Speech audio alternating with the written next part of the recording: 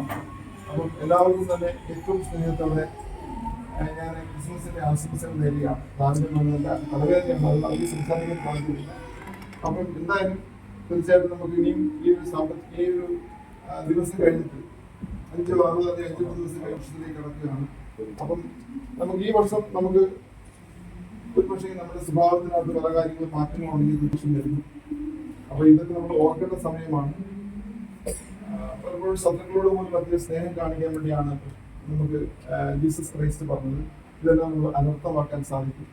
അപ്പം ഈ ക്രിസ്മസ് സമയത്ത് സന്തോഷത്തോടെ നിങ്ങൾ ക്രിസ്മസ് ആഘോഷിക്കുക. അപ്പോൾ SPDന്റെ പേരിലും ഇവിടെ കൂടിയിരിക്കുന്ന എല്ലാവരുടെയും പേരിലും എല്ലാവിധ ക്രിസ്മസ് ആശംസകളും ഞാൻ തരികയാണ്. സാറ് സജീവ ടീമിലുള്ള പുതിയ അഡ്വൈസറാണ്. ഞാനിപ്പോൾ ജോയിൻ ചെയ്ത ഒരാഴ്ചയാവുന്നുണ്ട്.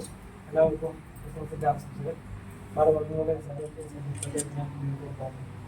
എല്ലാവർക്കും happy Christmas, merry Christmas and happy Christmas അല്ലെ ഓണം എന്നൊക്കെ പറയുന്നത് നമ്മളൊരു ഫാമിലി പോലെയാണ്.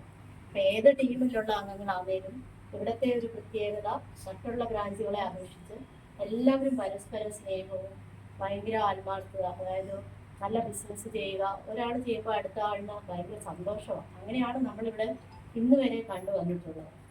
ഒരു ഈഗോയോ കാര്യങ്ങളോ ഒന്നുമില്ലാതെ എല്ലാവരും പരസ്പരം അങ്ങോട്ടും ഇങ്ങോട്ടും സപ്പോർട്ട് ചെയ്യുക. ഈ ഒരു പുതുവർഷവും നല്ല ബിസിനസ് നിങ്ങൾക്ക് ഉണ്ടായിരിക്കട്ടെ. നമ്മുടെ ആഘോഷങ്ങളെല്ലാം ഇൻക്ലൂഡിങ് ബിസിനസ് ആഘോഷങ്ങളാണ്. പ്രകൃതി അതിന്റെ ബാലാരിഷ്ടങ്ങളൊക്കെ കഴിഞ്ഞിട്ട് ഒരു യൗവനത്തിലേക്ക് എത്തി നിൽക്കുന്ന ഒരു സമയമാണ് ഈ ഡിസംബർ എന്ന് പറയുന്നത്. നമുക്ക് പൂക്കളും എല്ലാം വളരെ ഭംഗിയായിട്ട് മനോഹരമായിട്ട് കാഴ്ചകൾ കാണപ്പെടുന്ന ഒരു മാസമാണ് ഡിസംബർ എന്ന് പറയുന്നത്. പ്രത്യേകം പുണ്യാത്മാവിന്റെ ജന്മം എന്ന് പറയുമ്പോഴത്തേക്കും അതിന്റെ എനർജി കൂട്ടിക്കൊണ്ടിരിക്കുകയാണ്. എന്ന് പറഞ്ഞാൽ നമുക്കെല്ലാം ഒരു കഴിഞ്ഞ കുറെ ബാലാരിഷ്ടങ്ങളെല്ലാം മാറി നല്ല രീതിയിലേക്ക് പോകുന്ന ഒരു സമയമാണ് ഡിസംബർ എന്ന് പറയുന്നത്. പ്രകൃതിയുടെ ഭാഗ്യമാണ്.